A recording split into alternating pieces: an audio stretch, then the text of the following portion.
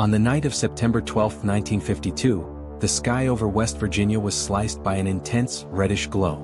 What seemed to be just another quiet evening in Flatwoods turned into the epicenter of one of the most intriguing cases in American ufology. Sirens pierced the silence as mysterious lights danced on the horizon, foreshadowing events that would forever mark the history of this small community.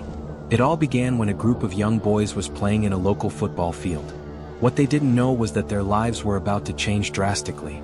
Between laughter and carefree conversations, their eyes caught something extraordinary. A bright, undefined object streaking through the sky, leaving a luminous trail in its path. The object, described as a ball of fire, appeared to have crashed on a nearby farm on the Fisher property. Curiosity, a hallmark of youth, drove the group to seek help. They ran to Kathleen May, a respected local resident and the mother of one of the boys. Armed only with a flashlight and accompanied by the youths, Kathleen decided to investigate the incident. None of them could have imagined that they were about to encounter something that would challenge their understanding of reality. The air was dense that night, filled with a mix of anticipation and apprehension. As they climbed the hill toward the site of the supposed crash, a strange mist began to form around the group. The strong, metallic smell lingering in the air was only the first sign that something extraordinary was about to happen. What they found at the top of that hill would become one of the most enduring and enigmatic legends in American history. Before diving deeper into the events of that fateful night, it's essential to understand the setting where our story unfolds. Flatwoods, a quiet town nestled in the heart of West Virginia, was the kind of place where everyone knew each other by name. With just over 300 residents in the early 1950s, its peaceful streets and modest homes reflected the simplicity of rural American life. The year was 1952, and the United States was experiencing a period of intense transformation. The Cold War was at its peak, with fear of communism blending with a growing fascination for the unknown. American skies were regularly scanned for Soviet threats but ended up revealing something entirely different. An unprecedented wave of UFO sightings that captured the public's imagination. Flatwoods was no different from thousands of other small American towns, where people gathered on porches during summer evenings, children played freely in the streets, and news traveled at the speed of a front porch conversation. The sound of the train cutting through the town set the rhythm of daily life, while the lush green mountains of West Virginia held their own secrets. The residents were hard-working people, many employed in the region's coal mines or on family farms. Life's routines were predictable and comforting, until that September night. What no one could have known was that Flatwoods was about to become the epicenter of a phenomenon that would capture the world's attention, forever transforming the identity of this small rural community. The exact sequence of events from that September night remains etched in the memory of Flatwoods residents with remarkable clarity. Around 7:15 p.m., the first sign that something extraordinary was about to happen appeared in the sky. A bright, reddish light, described by witnesses as having a flaming tail, streaked across the horizon at high speed. 13-year-old Eddie May was the first to spot the object, along with his friends Fred May, Neil Nunley, and Tommy Heyer, while they were playing on the local school's field. Watching the luminous object's trajectory, the boys swore they saw it land, or crash, on the Fisher property, situated atop a nearby hill. The pulsing glow emanating from the supposed landing site only fueled their youthful curiosity. Driven by a mix of excitement and apprehension, the boys ran to the home of Kathleen May, Eddie's mother. Kathleen, a well-respected figure in the community, didn't hesitate to accompany them. 17-year-old Jean Lemon, a member of the National Guard, joined the group, bringing along a flashlight, a tool that would soon prove crucial for what was to come. The climb up the hill was marked by growing tension. The air grew heavier, and a metallic odor, described by some as sulfuric, became more pronounced with each step. As they neared the top, an eerie mist began to form around the group. Jean's flashlight cut through the darkness, its beams flickering among the trees. Then it happened. About 50 yards away, the flashlight's rays illuminated something that defied any rational explanation. There, amidst the trees, stood a monstrous figure. What followed were moments of sheer terror that would forever change not only the lives of those witnesses but also the history of Flatwoods itself. The reaction was immediate and visceral. Jean dropped the flashlight and the group fled in panic, racing down the hill at full speed. The fear was palpable, their screams echoing through the night and alerting other residents. What they had seen on that hill was just the beginning of a mystery that would endure for decades. What exactly did the group see that night on the Flatwoods Hill? The detailed descriptions provided by the witnesses paint a picture as vivid as it is unsettling.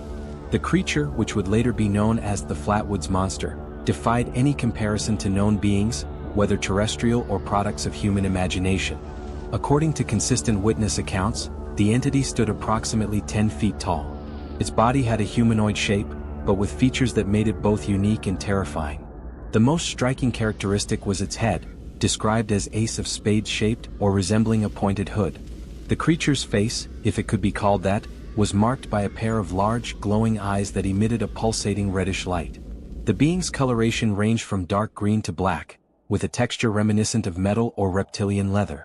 Perhaps the most intriguing aspect was the apparent absence of visible arms, though some witnesses reported seeing folds or pleats along its sides that might have concealed limbs.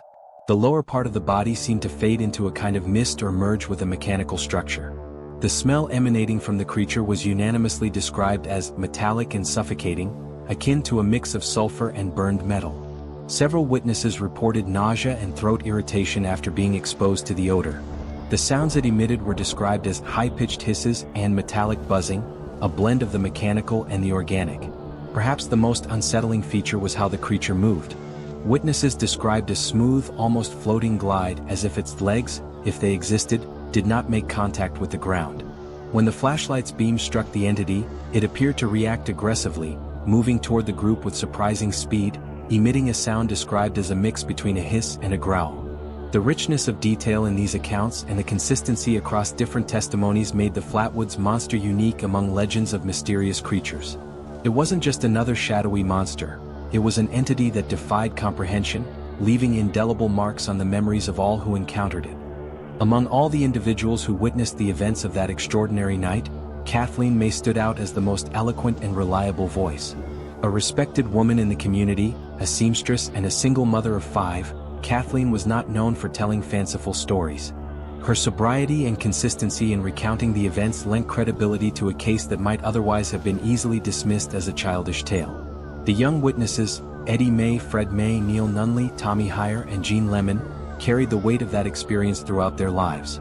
Jean Lemon in particular was deeply affected. The young National Guard member, who had recently returned from the Korean War, suffered recurring nightmares and health issues in the weeks following the incident. Interestingly, the physical symptoms he reported included throat irritation and nausea, similar to the effects of exposure to toxic gases. The psychological impact of the encounter was significant and enduring. While some of the boys eventually refused to discuss the matter, others, like the May brothers, dedicated considerable time to sharing their story with investigators and journalists over the years. The consistency in their accounts, even decades later, is remarkable.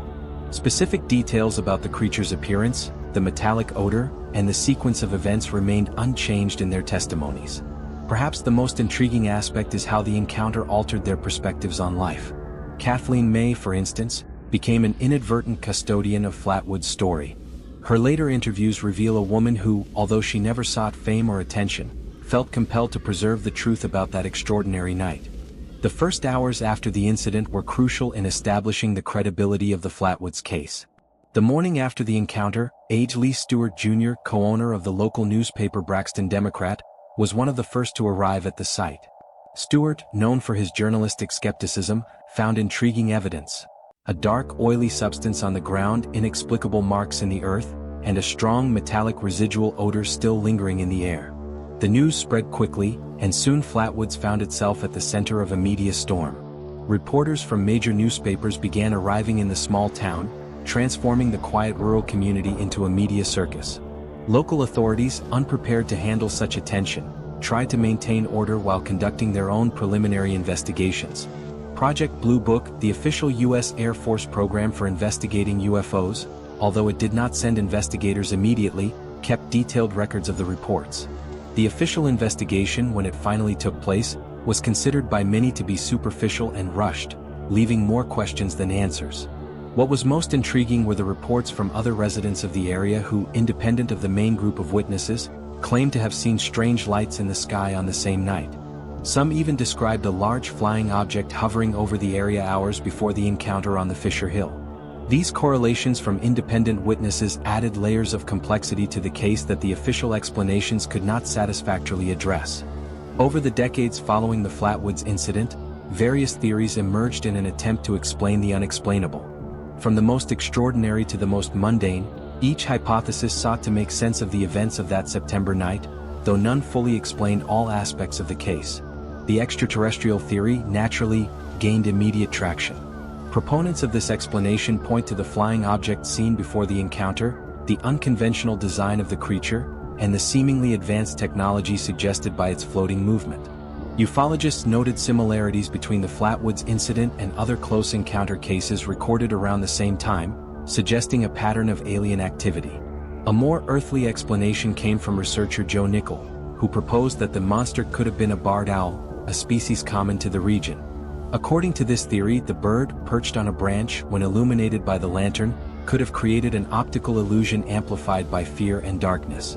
The bright red eyes, characteristic of this owl species, would explain part of the creature's description.